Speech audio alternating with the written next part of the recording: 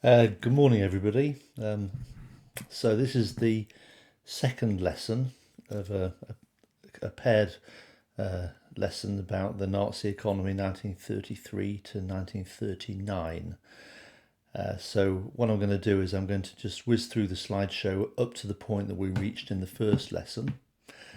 We got as far as basically Schacht and the balance of payments crisis of 1936.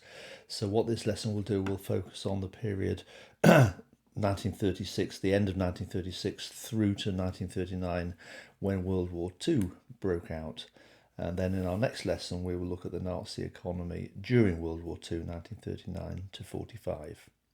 Anyway, I'll take myself off the screen now, and I'm just going to quickly move through the slides from the last lesson just to reach the point that we got to.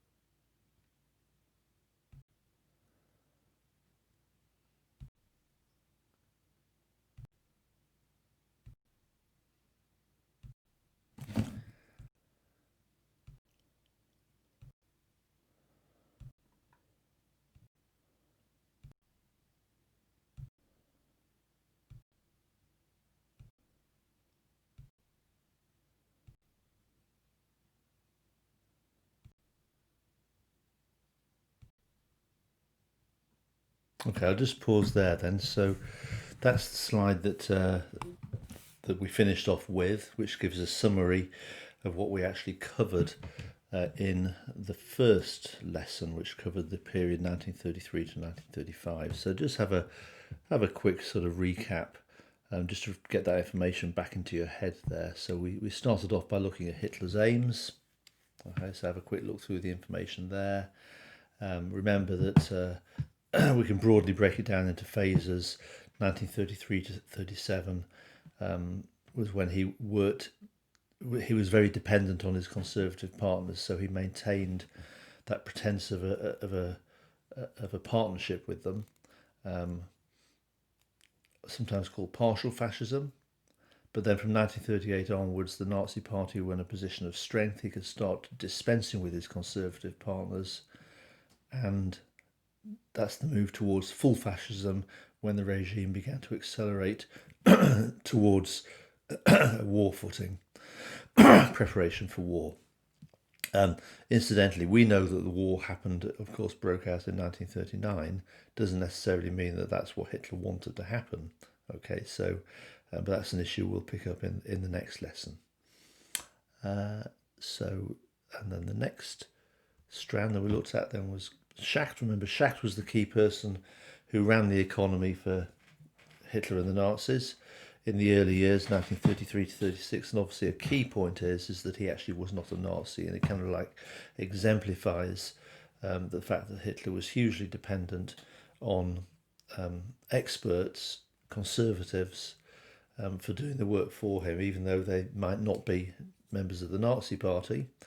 The important priority was having people who could do the job in these early years, and in particular, obviously, his main job was restoring full employment. And the other thing about Schacht, remember, was that his approach, which you need to obviously mention, is that his approach was what we call deficit financing, kind of like kick-starting the economy by spending money that the government didn't actually have. You will remember we talked about what was called MIFO bills, these sort of dummy IOU payment methods that were used by the German government during this period. And then we finished off by looking at this issue, a little bit of economics really, I suppose, but hopefully this is not an A-level economics lesson. You're not required to have A-level economics knowledge for A-level history, but nevertheless, just understanding those basic principles is important. And the key thing here is that, you may think that, well, you've got a big problem like 6 million people unemployed, which is what it was at 1933 when Hitler took over, and you'd have thought that that once you've cracked the unemployment problem, I mean, you've brought unemployment down and you've got the country fully back to work, that's great, job done. But the problem with economics is that, in a sense, it's almost like scales, and as you sort of like resolve one problem, other problems appear, and that was very much the case with resolving employment, the unemployment. The rules of economics pretty much say that other problems will appear. It comes at a price, and the three problems are outlined there. So, firstly, there's that point that when you get full employment, you get pressure from the consumers, people who are in work, to that the economy should produce consumer goods, which of course Hitler wants his economy to produce weapons, but also produce consumer goods. And the problem was how to actually provide both. What we call the guns and butter sort of crisis that began to appear in 1936 with full employment. Secondly, you got that issue of labour shortage. Labour has a price, okay? And when you've got full employment, labour is valuable, and the people who want to employ workers are prepared to pay more to get them, okay? So the ball is firmly put into the court of the workers, who would press for higher wages. And if higher wages are provided, then obviously there's a risk that will cause inflation, okay? Because the employers, to pay the high wages, will have to increase the prices of the goods they're selling on the market to be able to pay for the high wages. And that's going to therefore lead to workers pressing for higher wages, okay? But of course, Hitler doesn't want an inflationary spiral. He wants any surplus money that's generated by the economic recovery to fund rearmament, not to go into the pockets of workers who are pushing for higher wages. And remember, in any case, Hitler has repressed the trade unions, so workers don't have that bargaining right anymore. But the net effect of that is, if you're going to keep wages down and workers have got low bargaining rights, so that the wealth generated by economic recovery is channeled into rearmament, the net effect is the workers are going to be unhappy, and that's going to damage Hitler's popularity, okay, which is fundamental as well. And then thirdly, you've got the balance of payments problem, that if you're going to prioritise rearmament, some essential materials, we gave the example of rubber and oil, will have to be bought from abroad. And that means Germany will have to pay for imports, and that means she's going to have to export goods to pay for the imports, okay? But clearly Germany doesn't want to do that, okay? Germany wants to become self-sufficient and not to be dependent on buying essential materials from abroad. So this effectively is going to put Germany into debt if she's importing goods, more goods than she is prepared to export. Okay, so that kind of like leads then to the next thing you need to know about, which is Schacht's stopgap solution, his so-called new plan. Okay, which leads on to the proper start of today's lesson. Okay. So there you can see the three different strands that we're going to cover. We're going to look at the new plan of 1934, which was the sort of centrepiece of the policies of Schacht. Then we'll look at the fall of Schacht, the reasons why he effectively lost office in 1937-38, and the emergence behind the scenes of Hermann Goering, who promoted the four-year plan. That actually happened before Schacht fell, but it kind of marked the beginning of the fall of Schacht. So we'll look at that. Okay, so start off with the new plan. So in a nutshell, okay,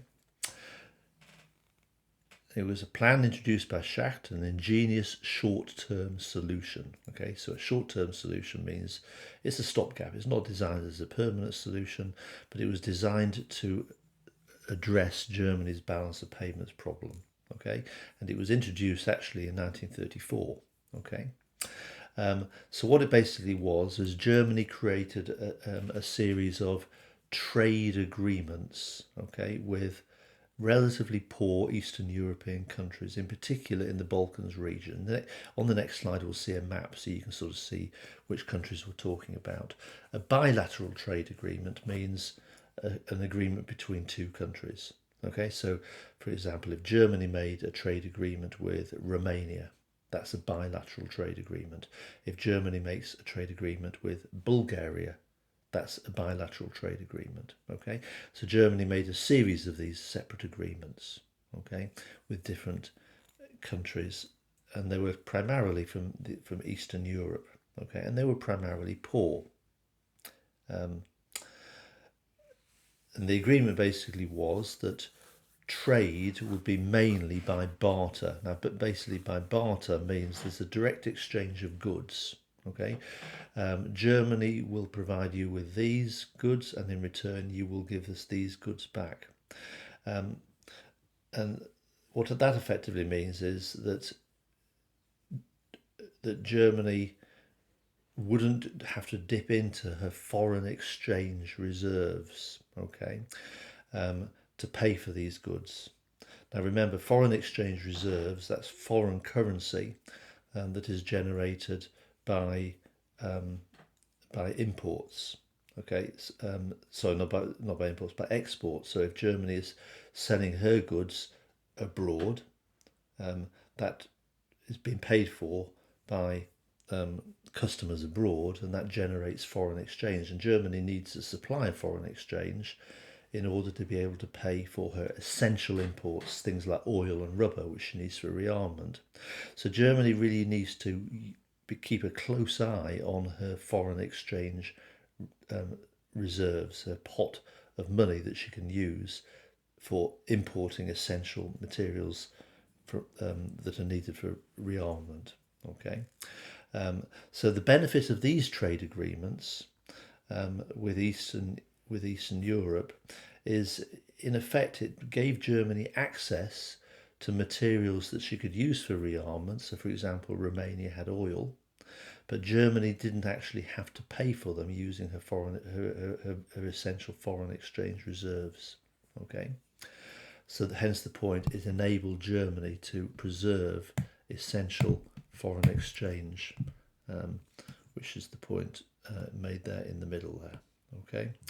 In addition, and this is an important point, because these were relatively poor Eastern European countries, when it came to making these trade deals, Germany was in the stronger position to negotiate the terms.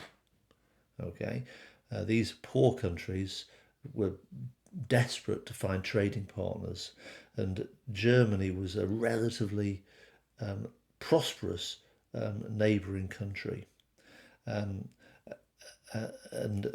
sitting next door to these countries. Again, we'll look at the map in a minute.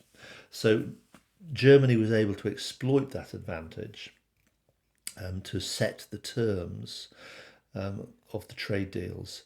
And what that in effect meant was that over time, because these trade deals were so important to these poor countries, it tied the economies of these relatively poor Eastern European countries that sat kind of in Germany's back garden, so that they became dependent on German economic support. And once a country becomes economically dependent on another country, so let's say we use the example of, for example, I don't know, Bulgaria becomes dependent on Germany, then increasingly it's more likely that that country will become tied in other ways to Germany, for example, militarily, through military agreements, through political deals. And it's no coincidence that most of these countries that Germany signed bilateral trade agreements with, in the end, ended up on Germany's side in World War II. Now, think about it. Which direction was Hitler setting his sights on for expansion? Eastward expansion. So by making deals with the countries that lay to the east of Germany, and in particular these countries lay in between Germany and Russia. And Russia was the great enemy, communist country, but most importantly, Russia was the place that had all this vast living space that Hitler wanted to conquer. Effectively, these countries became a stepping stone towards Hitler's ultimate goal, which was to invade the Soviet Union, because these countries ended up fighting on Germany's side, with Germany, alongside Germany in World War II. So there was a kind of like a larger strategy. It wasn't just an economic strategy. So you can sort of see where we're talking about here. Okay, so you can see obviously Germany, and you can see the ultimate objective, the sort of vast land to the east, the Soviet Union.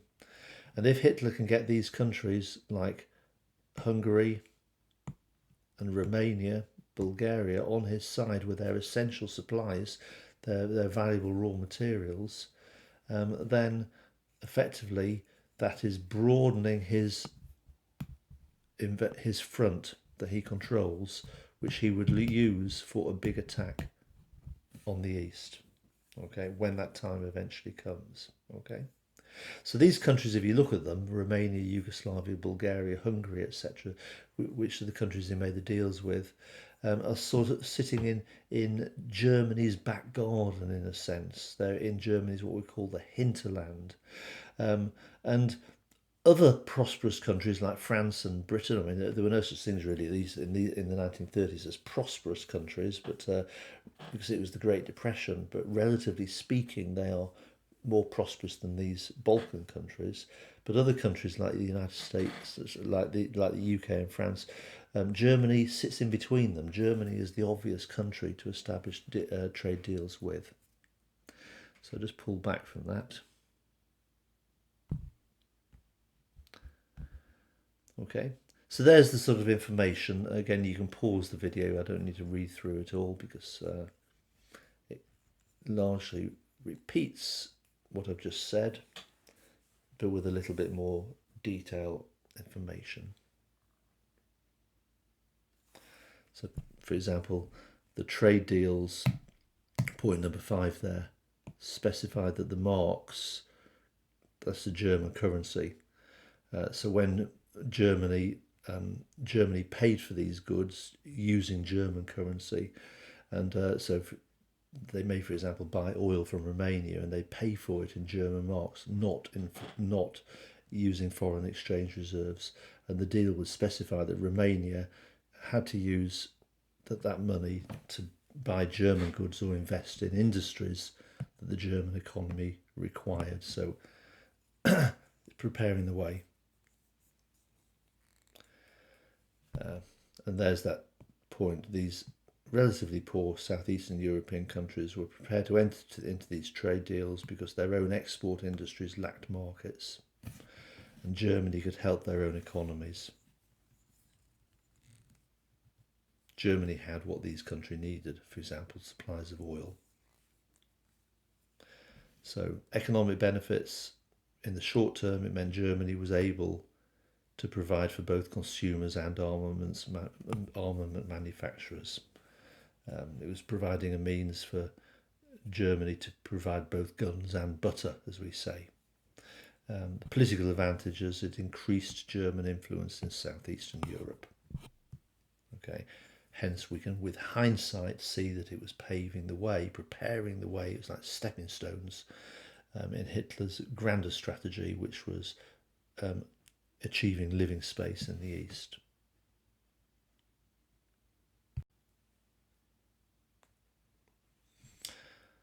This is information from Stephen Lee, again on the new plan. So it's, much of it is the same information, just a little bit more detail. Okay. So section H there is on the new plan. Have a quick read through that. And then section I is developing that point about guns or butter. Okay. Nice way of putting it there. Schacht's new plan was a short-term bag of tricks. It cleverly masked the balance of payments problem, but it didn't actually make it go away. Okay.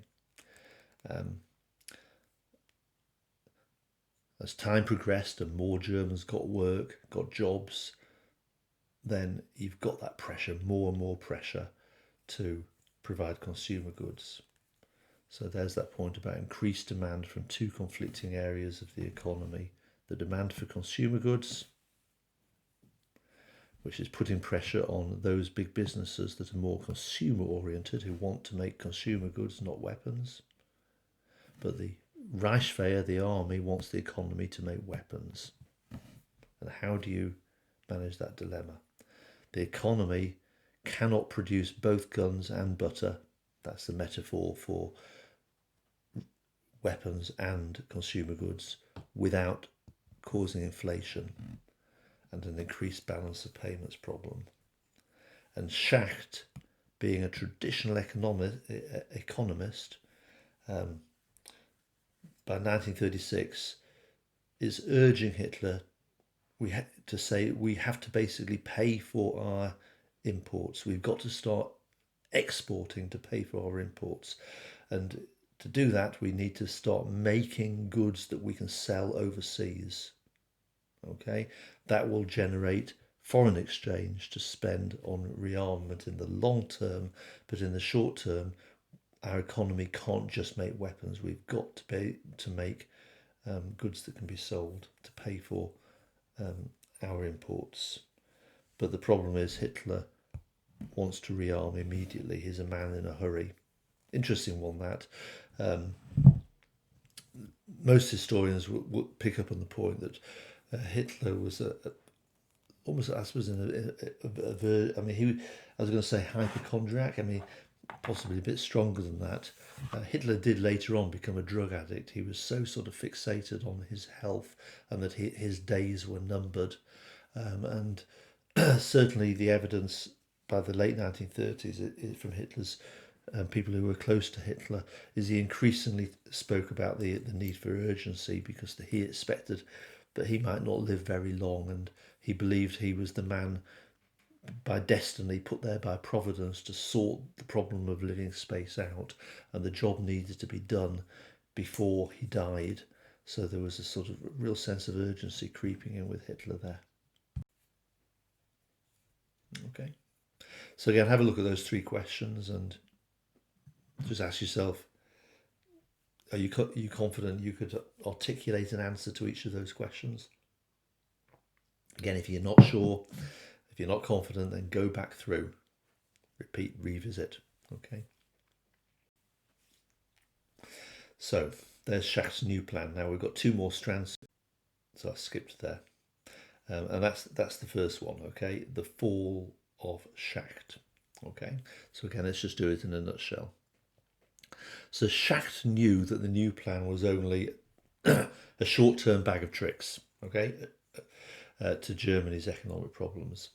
In the longer term, though, Schacht believed the only real solution to Germany's balance of payments problem was that Germany had to basically pay off her debts. Okay, that Germany had to increase her trading links with other countries around the world. In other words, to sell her goods abroad, she needed to sell her goods abroad, which would generate the foreign exchange that she needed to pay for the goods that she's buying from other countries. In other words, he is a traditional economist, a bit like you and me, you know. We know that in the end, think about our own personal bank accounts, that we need to be able to, in the long term, we may borrow money, we may use our credit cards, but in the long term, we know we've got to be able to pay off those debts. It's almost that simple. The books need to be balanced. You know, you can use your credit card to run up debts for maybe a month, but if you start letting it mount up, then you start hitting real problems. The bank will start saying, well, we're going to close down your credit card account. You need to be able to pay it off. Okay, it's exactly the same with a country, and that's Schacht being a traditional economist with conventional understanding that books need to be balanced, now started to say to Hitler, we've got to slow down a bit.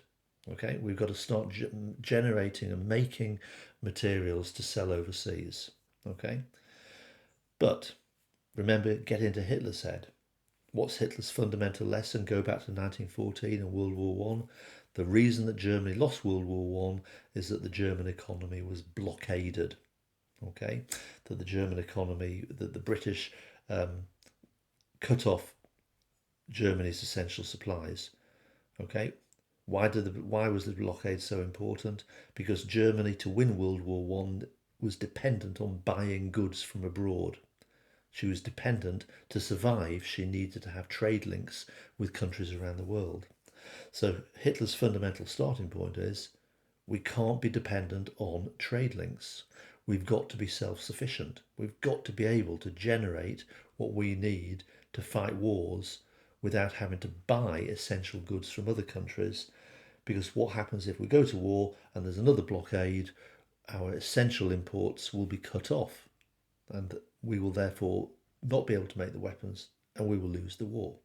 Okay, so in the back of Hitler's mind, it's all about that principle. Unfortunately, Schacht had no real knowledge about Hitler's, I'd say, urgency to go to war. Okay, I mean, Schacht wasn't daft. I mean, he knew that Hitler had ambitions for expansion, but in Schacht's head, these plans for military expansion and invasion were not likely to happen until the mid 1940s. But Hitler was not going to be prepared to wait around. Okay, so Schacht, bottom line, worked on the assumption that rearmament could be a measured, gradual process, and that the weaponry that was being made was primarily intended for defence. Okay, not for this sort of big grand attack of Russia that's going to happen in the next few years. But of course, Hitler isn't confiding his real intentions to Schacht because Schacht isn't a Nazi. Okay, so bottom line is, once Schacht started to protest and say we've got to slow down to balance the books, inevitably Schacht's days are numbered. Hitler's going to have to get rid of him. Okay, because Schacht was a traditional economist, but Hitler was not a traditional leader. Hitler's not interested in balancing the books. Okay, and again it comes back to that sort of simple analogy. If you're if you're a criminal, then you will basically spend your credit card, use your credit card, and then you will not be interested. In the end, you will rob a bank to pay off the credit card or whatever. Okay, you don't follow the normal rules, and that basically was kind of, I suppose the analogy is that Hitler's long-term plan was, well, we will invade a country, other countries, and we will seize the wealth of other countries, and we will use that to pay off our debts. Okay, we're not going to kind of like slow down and start selling goods abroad to pay off our debts. We'll invade a country to pay off our debts.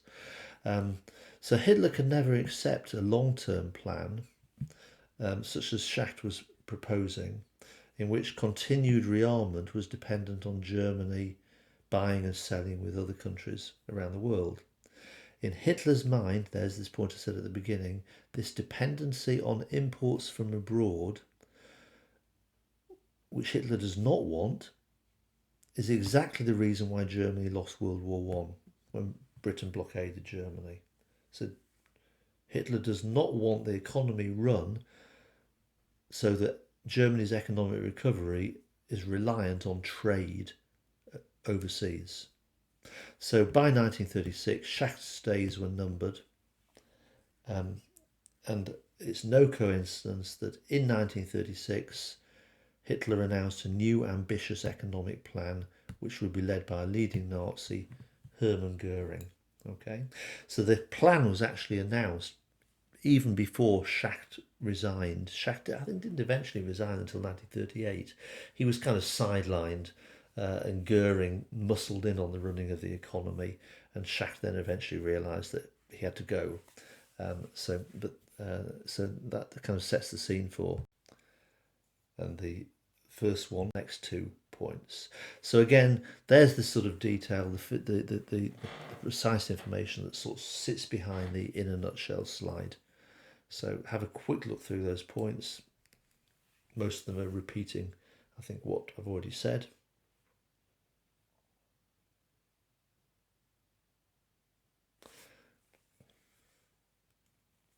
Okay. Obviously, you can pause the video.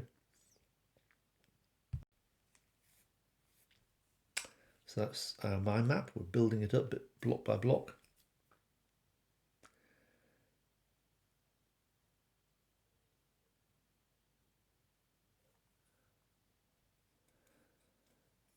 Okay. And we now need to move on to our final strand then. Okay, so the Fall of Schacht. Concurrent to that, happening at the same time, is the emergence of Hermann Goering and this 4-year plan. So, in a nutshell, okay, so the 4-year plan was a plan that was announced in the summer of 1936, okay, and this was announced by Hitler, okay. Up until now, Schacht has been running the economy, Schacht has been making all the economic announcements. Now Hitler stepped in and made it very clear, okay, and effectively the plan said Germany must be ready for war within 4 years. That's why it was called the 4-year plan, okay. And I suppose you can actually go to the Red Notes and Pridham books that I've already referred you to, and you can read the whole document. It's all in there about it. But as I say, most of the books give a really useful summary of what the 4-year plan was about. But I suppose one of the key things is this 4-year plan paid little heed to normal economic principles. Remember, a normal economic principle is that you've got to balance the books. That countries should not be spending more than their income. Ultimately, they can borrow a bit, but in the long term, you've got to basically balance your books, and your income and expenditure should match. Okay, imports and exports should match. It paid little attention to that. Okay, why did it pay little attention? Because in the background, the real reason that the weapons are being made is not to defend Germany's frontiers, which is the traditional approach of normal government leaders. But the real reason Hitler is making weapons is because he intends to invade neighbouring countries. And in Hitler's mind, once he's invaded a neighbouring country, he can plunder the wealth of that country and use that wealth to pay off his debts. Okay, so although the plan did not explicitly give away the fact that the Hitler intended to launch a plunder economy, with hindsight, we look at the plan and we can see exactly where it's coming from. Okay, so it signalled a major change in direction for the Nazi economy, moving away from the more cautious, very creative, but nevertheless cautious policies of Schacht. And now you've got much greater government intervention. You've got the state, the Nazi state, directly stepping in and dictating the pace. Okay, up until now, there has been government intervention, but it's been sort of Schacht's running of the economy is following the rules of supply and demand and market forces, and so Schacht is saying the economic growth was move at a natural pace. Okay, but what's happening now is you've got government intervention to step up to accelerate the pace. Okay, and it's focusing on preparation for war, regardless of economic consequences, because Hitler's not interested in the economic consequences. Okay, as I say, you plunder the wealth of countries. That's the solution. Now, a key feature of the 4-year plan, then, is sort of like accelerated preparation for war, irregardless of cost and irregardless of the fact that the balance of payments problem may get worse, was that Germany must develop the capacity for self-sufficiency. Okay, and the German word for self-sufficiency, I'll just write it in for you, is what we call autarky. And what this basically means, that's a K, autarky. Self-sufficiency means a country can make everything it needs within its own frontiers so that it doesn't have to buy anything from abroad. Okay? And again, it goes back to World War One. The reason that Germany lost World War One in Hitler's mind is because Germany was dependent on buying essential materials from abroad.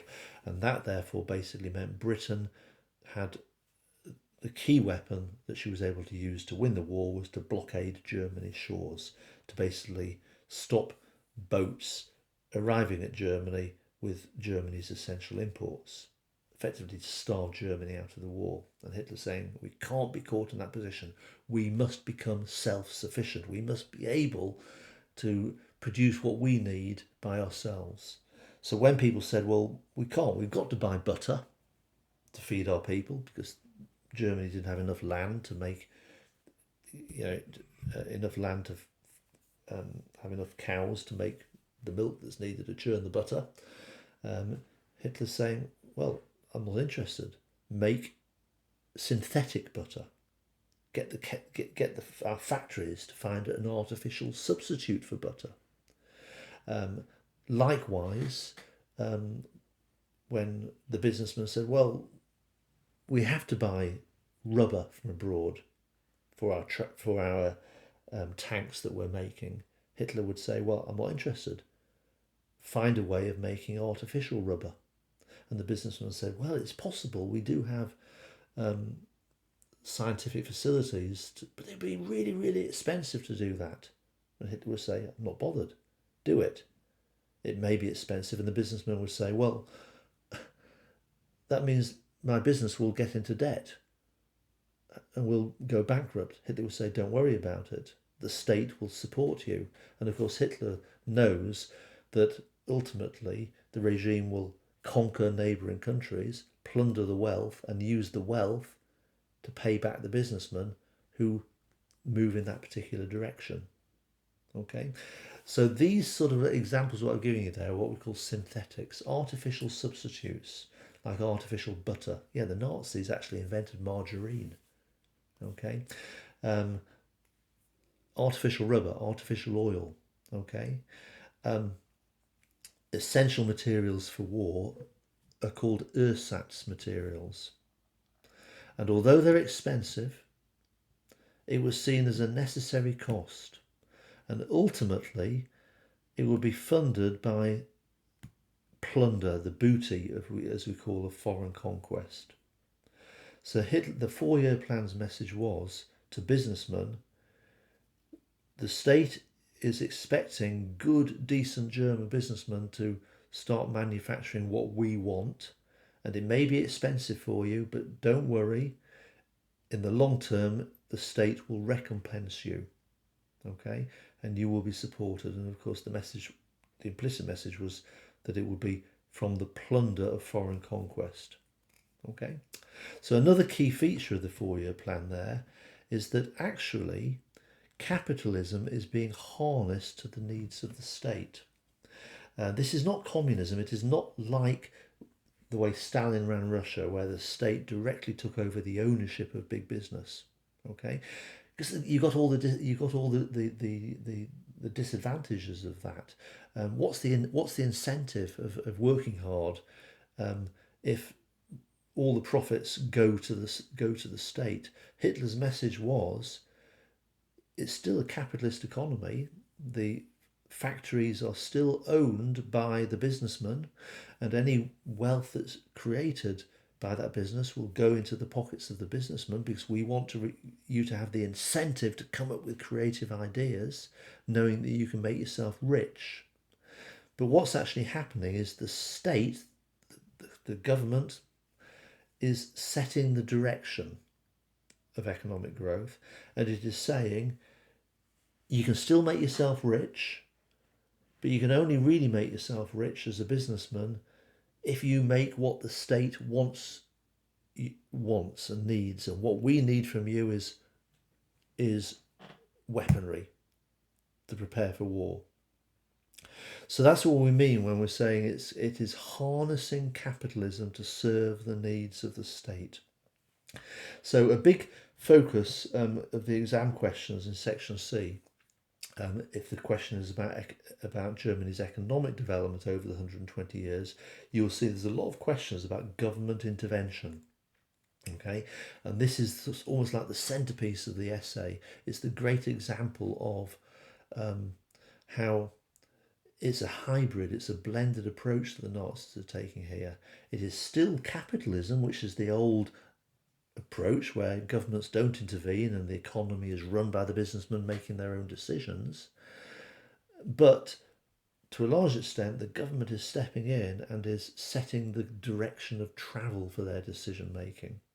Okay, so the message is that big businessmen still run the economy. It is not communism. Okay, um, it's the fundamental opposite. It is a capitalist economy that is harnessed to the needs of the state. Big business and the big businessmen that cooperate with the 4-year plan will expect eventual rewards. It may mean in the short term your business is going to struggle for a bit, but once we're in a position where we can start waging war, then the returns will come your way. Okay, and that was basically the sort of like the fundamentals of what the 4-year plan was about. Okay, it actually had mixed results. Okay, it was successful definitely in some ways. Okay, but ultimately, one of the fundamental flaws of the plan is the war broke out in 1939. Now, the 4-year plan was announced in 1936, and so you think it through, it was actually announced, I think, in September 1936, which, if it went to plan, means that Germany really should not have was preparing for a war that would begin at the earliest in late 1940. In actual fact, the 4-year plan went slower than planned, and so ultimately Hitler then had to rethink the dates of when he wanted Germany to be at war, and ultimately Hitler was thinking 1942-43, or certainly Goering, who ran the 4-year plan.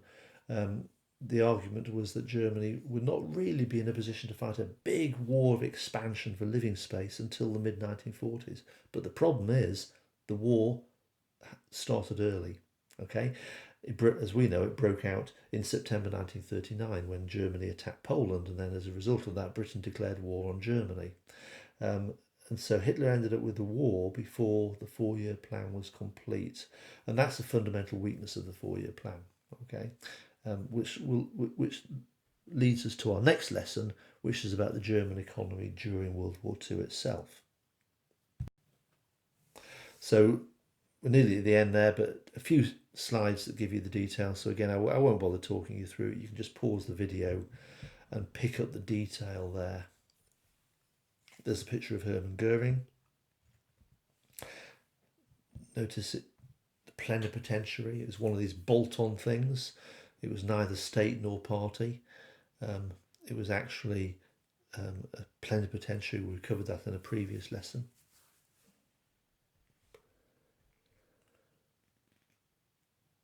Completely disregarded the principles of deficit financing and balancing payments in conventional ways. Very much part of it was keep wages capped so that consumer spending is kept under control. Okay. So there's that major change in policy, direct focus on preparation for war. Clear message that the priority is rearmament.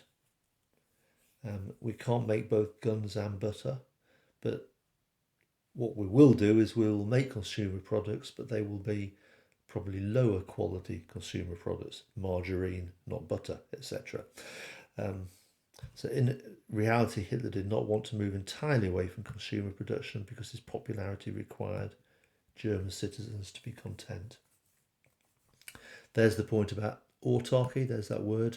The English version of the word is spelt with a CH, the German version is spelt with a K. Just be consistent in which when you write about it. And ersatz materials, remember, are the synthetics, and it's about self-sufficiency, being able to produce what you need without having to be dependent on buying anything from abroad. There's some statistics there. Shows you that Germany's production of synthetic fuels increased by 130%. But nevertheless, even when the war broke out, synthetic fuel, artificial fuel to make the tanks and the aeroplanes work, was only a small proportion of the total fuel that Germany actually needed to be able to fight a long-term war. That more in our next lesson. And here's the supplementary notes from Stephen Lee. So I've already referred you to the Stephen Lee chapter and the 2 essays within that chapter, and this material is taken directly from Stephen Lee. So there in M is some information about the 4-year plan, its aims and priorities.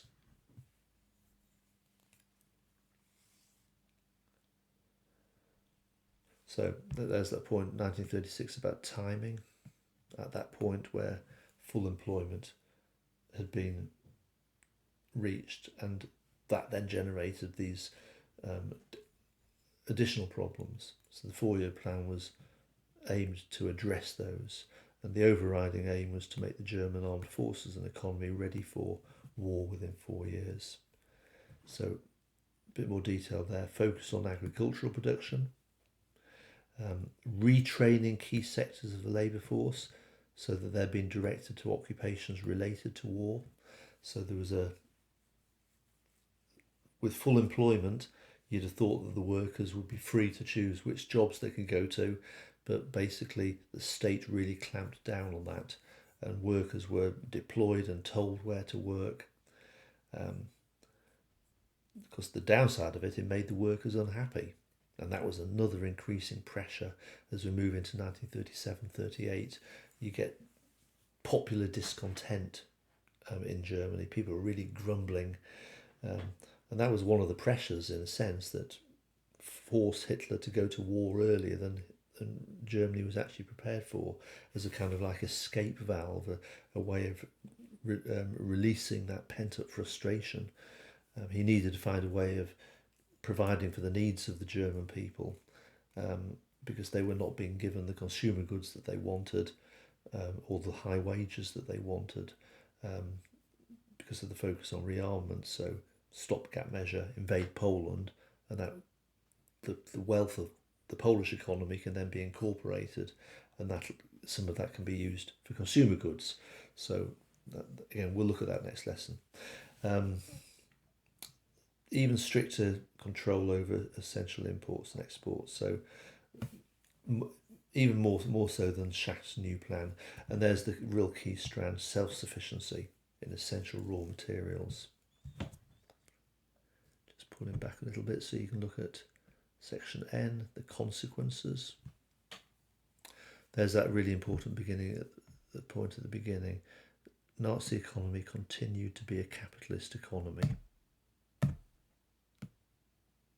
Okay, private enterprise and profit motive. It's not communist. Okay, but what is there is control over private industry is much tighter. The direction of travel is being set. Businesses were being geared towards war production, and in a sense, it's like dangling a big carrot in front of their nose and saying, "You can become rich if you make weapons." Okay. So, some names of companies that were involved in ersatz production. IG Farben was the leader. IG Farben ultimately produced the chemical Zyklon B that was used in the gas chambers in the death camps of Poland in the 1940s during the World War II, and the shareholders, the boards of directors, ended up, because of that, being on trial, put on trial after the war, and serving life sentences. Okay, if you make a deal with the devil, then that's effectively what's going to happen. Big business, because they partnered with Hitler out of greed, effectively paid the price after the fall of Hitler. Electrochemicals. We talked about this when we looked about the German economy, remember, way back in the 1870s, the first and second industrial revolutions, the sectors that Germany led in the whole world back in the 19th century were electricity and chemicals. Okay, so this wealth of experience and scientific knowledge that Germany has accumulated in the electrochemical sector is now being put to use by Hitler. There's the point I made earlier about that cooperation of big business to the very end.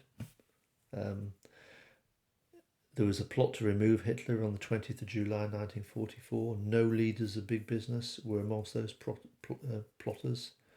They had been enticed by the notion of profit. So as a result, there's the point, and many leaders of big business were charged with war crimes after the war as collaborators. They never led or directed policy. It was the Nazi leadership that did that, but they followed Hitler. Businesses that were not geared towards war production, small businessmen, okay, ironically, couldn't cope.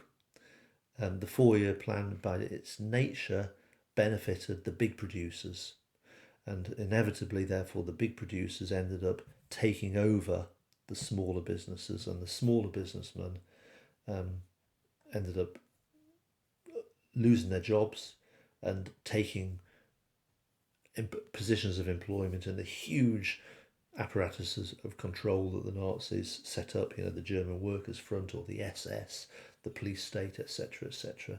The irony of that, of course, and there is an irony, that Nazism was originally a movement. Go back to the 1920s, the main backers of the Nazis were the small businesses. They put Hitler into power to look after their interests, but actually Hitler never really protected the small businessman because he was so focused on rearmament and war.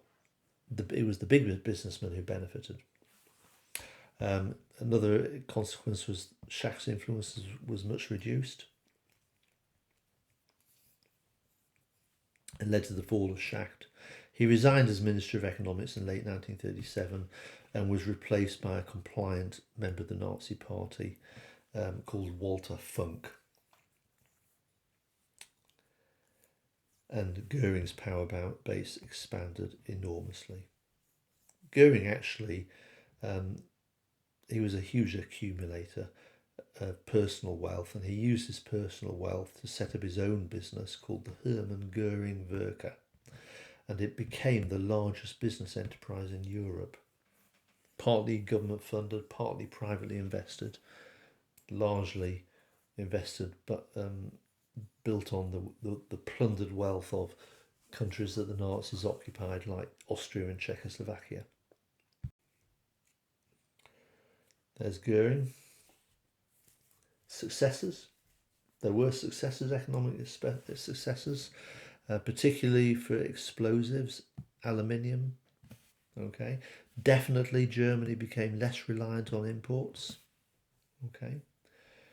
So when the war did break out in 1939, she was less dependent on essential goods from overseas. Plus, of course, Schacht's new plan meant that Germany had access to the raw materials of the Balkans, etc.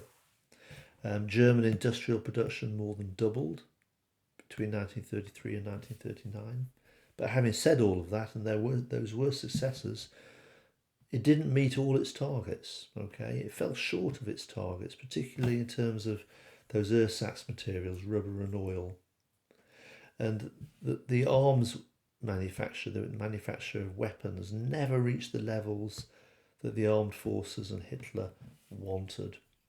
So the irony is that when Hitler pushed it too far in 1939 and ended up going to war against Poland and found himself at war with Britain, at that particular point in time, Germany was not in a state of readiness to fight a big war. And that was part of the problem. And we'll look at that in our next lesson.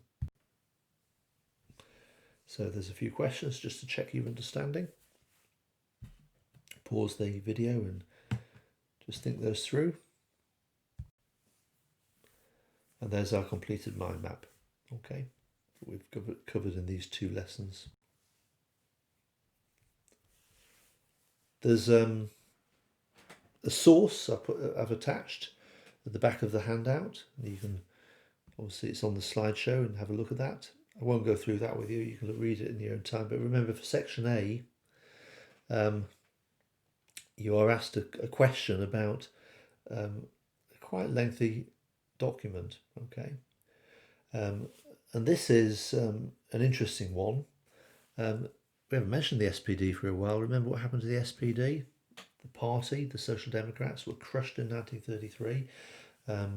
Most of the SPD leaders ended up either in concentration camps, or those who were not arrested got out of Germany, and they based themselves in Prague, in Czechoslovakia, and then ultimately, after Hitler invaded Czechoslovakia in 1938, they moved to Paris. Then, of course, Hitler invaded Paris in 1940.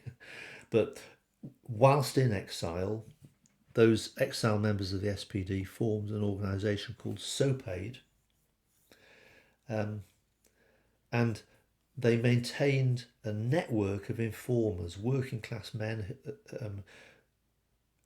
in Germany, and women, but primarily men in those days, in Germany, who quietly just pretended to be supporters of the Nazi regime and just kept quiet, but actually at great risk to themselves, wrote reports and smuggled them out to Prague or Paris. And at the SOPAID headquarters, analysts compiled this information and they wrote central reports. And the purpose of these reports was to gauge what was the mood of the working classes in Germany, to get a sort of sense of that, because they're hoping that the time will come when the working classes of Germany will rise up against Hitler, and it will lead to the fall of Hitler, and the re-establishment of Marxism. Okay. Unfortunately, the reports that SOPAID wrote were gloomy news from their point of view, because all the information that tended to come out of Germany during this period was that the working classes had bought themselves in. They were being enticed by Hitler's Germany, the rewards of Hitler's Germany. But what I pointed out is that, however, once the 4-year plan began to kick in, the mood began to shift, and the working classes became more disgruntled and grumbled about Hitler. Okay, and that's what this document is kind of about. Okay, there's lots in this document, read it through, but it talks about the consumer goods industries, and it talks about the mood of the German workers, and it talks about the plunder economy invading Austria and so on. And it talks about, sort of like essential materials that we've already talked about. It talks about autarky. Okay, so nice little document for you to look at there. And I've just put a couple of questions there just to focus you. How useful to historians is this source for revealing the problems in the German economy at the end of the 1930s? So hopefully, once you've read that, you can sort of like relate to what it said, to the information that you've had in these 2 lessons. What value does it have for revealing the solutions to the problems that Germany faced by 1939? So think about that as well. So next lesson, okay. I think I put the next 2 lessons. I think we'll try and get through to in just one. We'll see, okay. But we'll complete our study of the Nazi economy by looking at 1939 to 45, in other words, the economy during World War II. Have a look at the textbook, pages 57 to 59. That talks about these issues. Okay, partial mobilisation and lack of preparedness for total war. Again, there's interestingly the impact of Hitler's style of leadership on the management of the war economy. And in particular, think about Fritz Todt and Albert Speer and the radicalisation that happened in the last years, 1944 to 45. That's it. I'll stop there. Hopefully this lesson has been useful to you. hopefully do all your mind mapping, and our next lesson then will be about the Nazi economy during the war. Thanks very much.